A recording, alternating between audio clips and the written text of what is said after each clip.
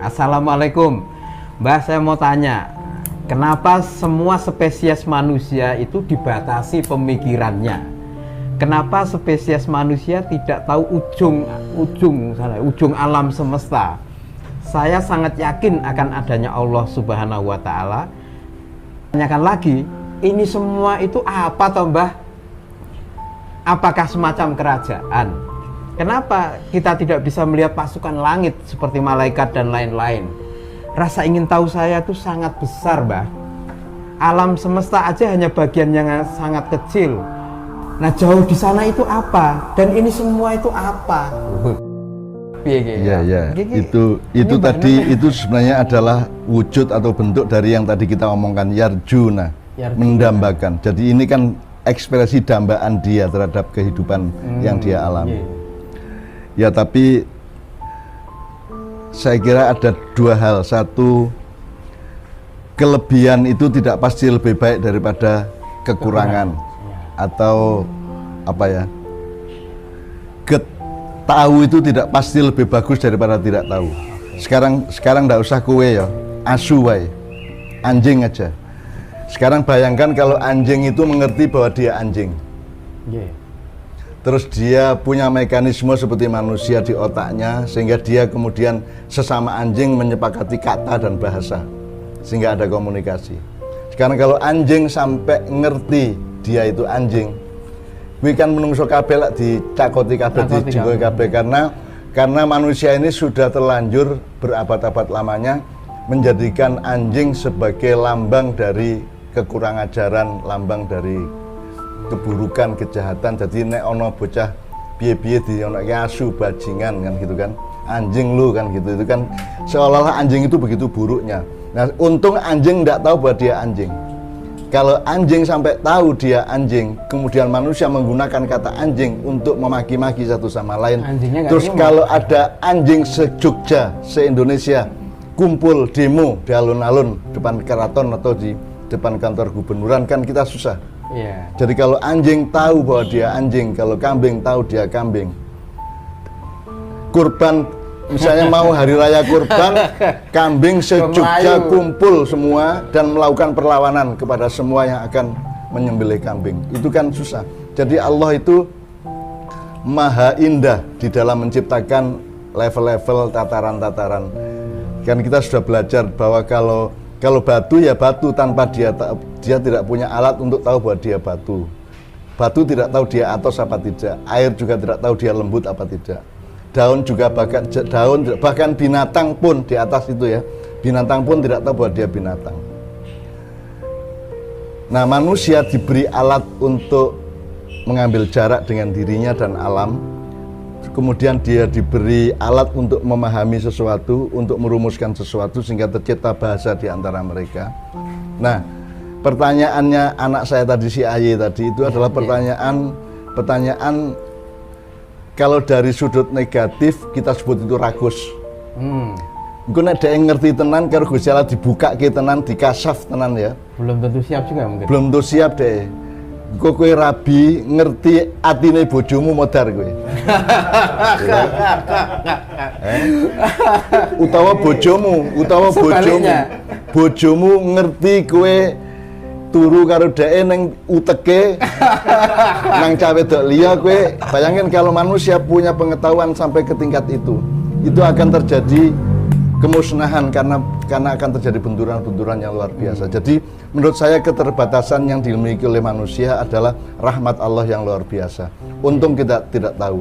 Untung kita hanya bisa melihat ke depan, kita tidak bisa melihat ke samping. Selama ini orang menyangka bisa melihat ke belakang, tidak bisa melihat ke belakang. Kalau Anda noleh ke belakang, itu Anda tetap melihat ke depan toh. Begitu gini kan, ya sana depannya sana. Kalau saya gini depannya sana, saya sana depannya juga sana. Jadi untung manusia hanya punya satu arah. Kalau Allah kasih kue ndelok rono ning ngerti ale lagi ngopo kan, kerengan toh. Jadi Allah meminimalisir sumber konflik di antara manusia. Kalau misalnya gini, ini kan tadi ada yang disebut kasaf atau makrifat. Artinya kalau kita boleh mendambakan makrifat atau kasaf, itu sebatas atau sejauh apa? Atau kasaf atau makrifat tentang Ya, apa, Mbak? kuncinya atau parameter utamanya manfaat. Manfaat. Ya? Anda mau sampai ke tingkat makrifat ke level berapa, itu tidak ada masalah asal outputnya makrifat. Kita kembali ke tadabbur, kita kembali asas manfaat. Jadi untuk apa, sama dengan sekolah atau makrifat itu? Ya. Waktu SD kamu tahu ini, SMP tahu itu, SMA tahu lebih luas lagi.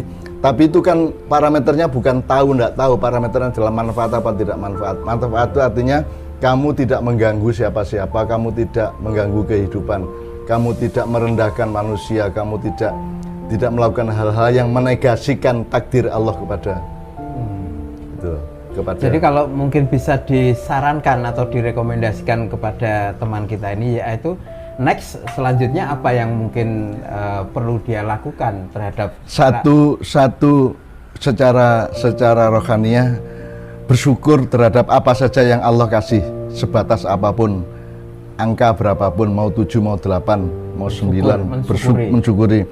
Nomor 2, menemukan bahwa yang terbaik adalah yang kamu tahu itu. Kalau kamu tahu lebih dari itu, mungkin itu sudah akan menjadi ancaman bagi hidupmu. Seperti yang saya contohkan. Iya, seperti suami mengerti hati istrinya, istri mengerti hati suaminya.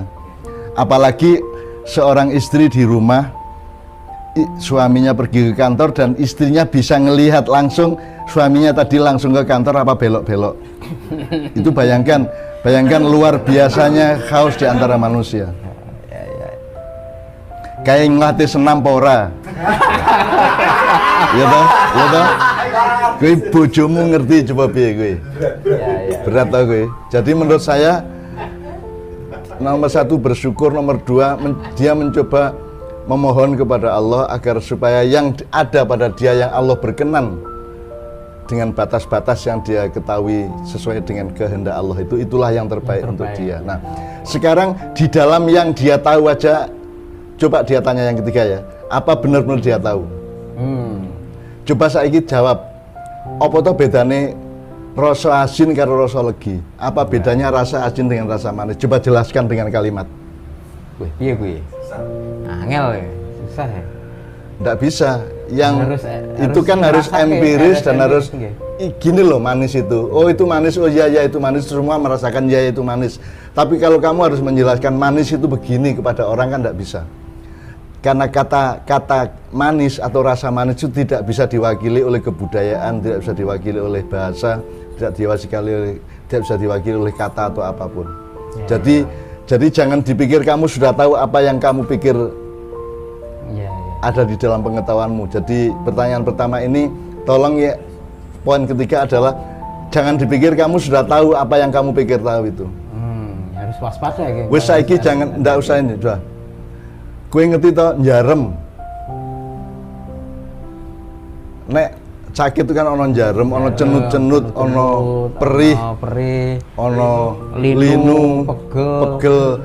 Dan itu semua adalah pencapaian kolektif bangsa Jawa. Sebab kalau orang Melayu, orang Thailand, orang Inggris, orang mana kan tidak ngerti jarem ki apa. Dan tidak bisa Anda menjelaskan jarem piye. Mereka kan cuma punya satu kata hard, sakit ngono gitu, marot, sakit. Ning wong Jawa kan iso lembut bedake lara ki cenut-cenut apa perih apa lara weteng ya senep. Bedanya senep karo sebah karo mules, itu aja belum kita tahu. Itu sebab sebenarnya si AY ini kamu itu sehelai saraf pun kamu belum tahu bener. Sebab kalau jarum tuh begini.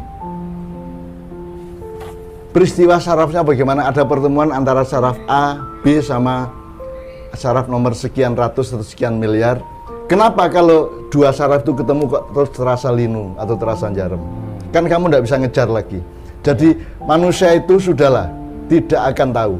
Nikmatilah hidupmu, berendah hatilah kepada Allah dan sama manusia, bersyukurlah sebanyak-banyaknya. Menurut saya seperti itu, Hel. Oke. Matur nuwun, Mbah. Gitu ya, Mas. Ya, itu jawaban dan respon dari Mbah Nun. Saya berharap itu membuat Anda semakin atau lebih revive gitu ya.